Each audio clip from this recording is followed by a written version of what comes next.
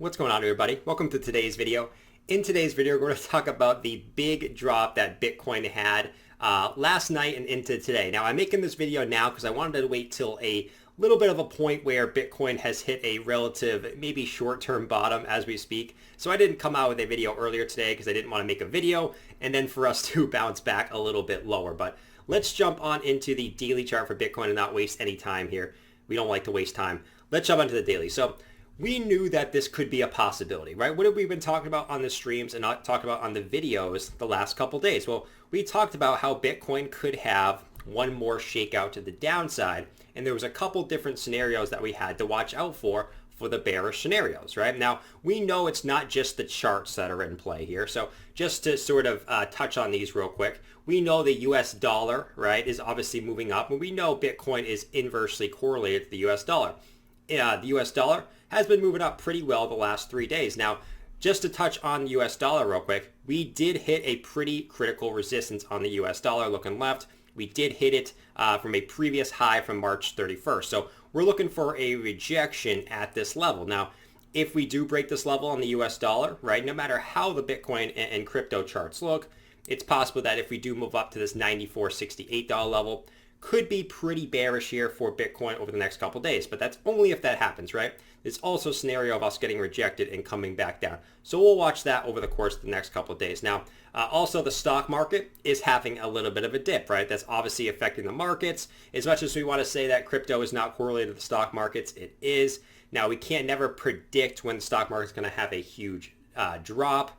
Right now, it's down about 5%, so not a huge drop just yet. But just looking at the charts, it may be likely that we may become a little bit lower to test some of these lower levels of support and resistance for the S&P. Now, I just quickly wanted to touch on more of the macro factors that are going around that are affecting crypto.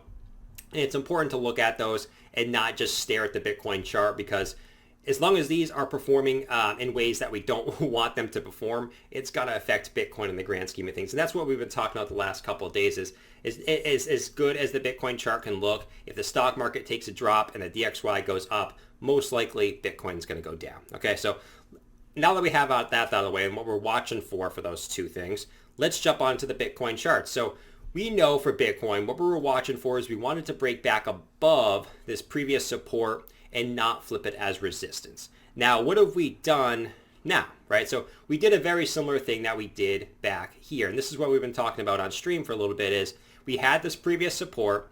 And what did we want to do? Well, we wanted to get back above this previous support. We couldn't do it here. And we're doing a very similar thing that we did back there, right? So you can see we could not reclaim this trend line. And now that has caused us to have a little bit of a dip. Now we know there's bigger factors going on in the world, like we just said. So this is obviously just one piece of the pie, as we would say, not cotton candy, piece of the pie.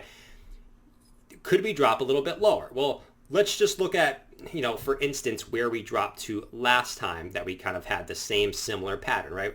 Last time we dropped to the first drop support. So you can see right here, our first drop support.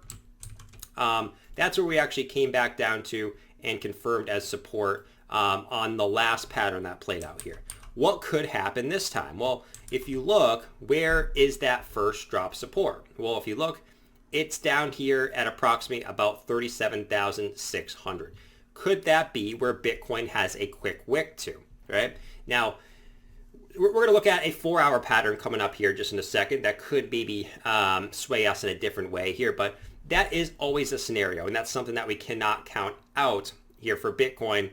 Even if we're true bulls, true bears, that is a scenario that could play out based on what happened last time for Bitcoin. What we do on this channel is we look at the data, what's happened before, and try to see the best possible thing that could happen for Bitcoin, or the most realistic scenarios for Bitcoin. So that is a scenario back down to about 37,600 for the bearish scenario.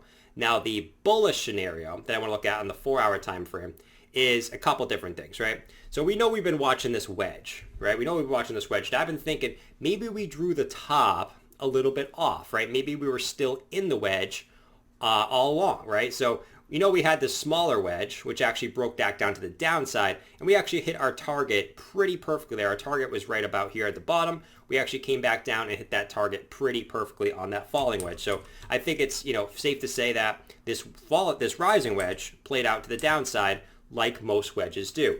Now, originally, we had our falling wedge drawn something like this, which makes sense in a nutshell. We broke out to the upside, but I've been thinking we could also draw it like this. You know why I'm drawing it like this? Is because our drop today dropped us right to that falling wedge support. You can see here, we bounced off of it multiple times here on this support all the way down, and we just wicked off of it today. And it makes too much sense for a bounce area for Bitcoin. Now, this doesn't have to necessarily hold as support. Like we've been saying, there's more things going around right now that other than the charts. But if this does tend to hold and we can get a nice bounce here, there's always a possibility of Bitcoin possibly breaking up from this wedge.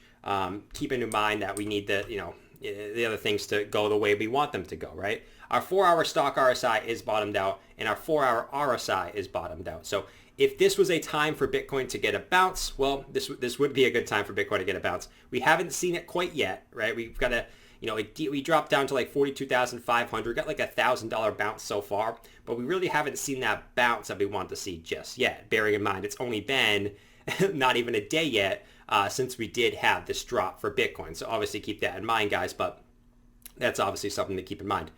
But I still see a scenario of us bouncing up from this wedge and continuing up, quite possibly, and breaking up out of our typical falling wedge, which we have traditionally broken up to many, many times in the past in this run.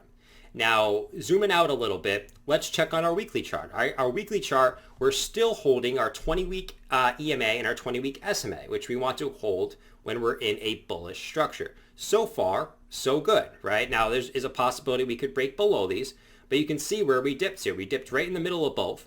Right now, we're sitting right on top of that 20-week EMA, okay? And we're sitting pretty clearly above the 20-week SMA. So as of right now, we're still holding those nicely as support, and we're also holding our weekly previous resistance, and we're still holding that as support. You can see here we had resistance back here, resistance here, and so far, so good, right? We're still holding that as support.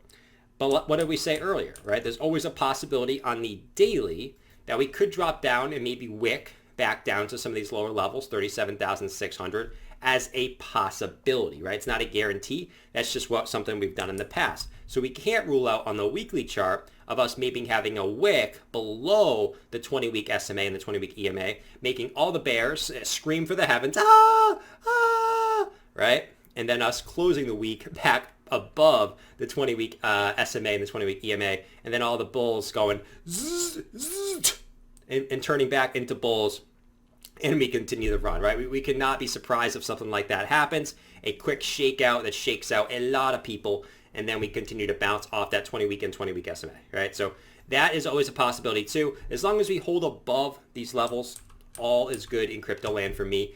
Make sure we're having a zoomed out look. Now, if we start closing, like we always said, guys, if we start closing a weekly below our weekly support band, then maybe we should start, obviously rethinking a couple things here, right? So that's sort of our weekly support band update here. Our weekly, other thing I want to look at here is in 2013, guys, we had a similar fake out, right? So we know in 2013, if you guys watched the video yesterday, the mid-cycle peaks, we know in 2013, we obviously peaked out, and when we came back up, we did have a shakeout that's similar to what we're having now. Now, it's obviously a different time, right? But we did have a shakeout down here in 2013 of about 26% to the downside, right? Before continuing up. We've looked at this many times in the past. And if you look, we have so far have about an 18% move to the downside. So it is possible based on what we've done in the past that we maybe could go a little bit lower here as well. So make sure we're obviously looking out for that. And there's many times that we've looked at this and sort of compared, what we've done to what we did in 2013. Now, it's a completely different market, right? So we can't, compare apples to apples here. But if we do maybe oranges to oranges, it still looks pretty similar. You know, we sort of had this up, we came back down, came back up, had a quick shakeout, and then we continued up. Now, I don't expect us to do something similar to this. I don't expect us to, you know, go from 40,000 to whatever, 500,000 in a couple weeks. That's probably not going to happen. You know, I'm under the assumption that we do top out the cycle at some point next year and not this year, right? So obviously keep that in mind, but the basic structure of our mid-cycle peak is relatively intact. It's just a matter of when Bitcoin wants to bounce based off when the stock market and DXY wants to bounce, right? So obviously keep that in mind. And the other thing I want to look at real quick on the weekly is our weekly EMA ribbons, right? So these are still holding nicely as support here, guys. Like we said, until we break these, we can't get too worried. And we've been really holding these all the way since down, really back in the end of April. You can see, we've bounced off these weekly EMA ribbons plenty of times. That's why I wasn't too worried down here, because we still were holding our weekly EMA ribbons. And now we're coming back into it now. Will we get that typical bounce that we do off the weekly EMA ribbon that not only we did in this bull market, but like we did multiple times all the way back up here in 2017, and we did back here in 2013. Actually, you can see we're doing a relatively similar thing we did in 2013 as well too. If we actually look, you can see here we came back into the EMA ribbon, right, on the first dump, came back up, came back down, wicked into it, and then moved up. Sort of what we're doing right now. Obviously not exactly the same, you guys know, but we are wicking back into the weekly EMA ribbon here, which would support, once again, the theory of us maybe wicking a little bit lower, down to maybe that 36,000, 37,000 level. I don't believe that's going to happen personally, but I think it's still a possibility based on the overall, really the overall market conditions that we're in right now, right? So that's majority what I want to talk about today. I mean, the last thing is our bullish fractal here for Bitcoin on the daily, which is basically our price action that we had down here, and comparing it to our current price action. It's still intact. We're still holding that previous support, right? That previous support and previous support, and then flipping it as support again, just like we did down there. It's still intact, still intact. We haven't quite broken this fractal yet. And as long as we continue to hold this level here and bounce off this level, this is still intact, right? We did the same thing down here. We came back down to this level twice, came back down to this level twice, and then we bounce. Once again, I don't expect us to do something like this. I expect us to go up a little bit more gradually here, but this is still intact for us to possibly go. And I want to end this video on saying, guys, dips happen, right? Crazy stuff happens.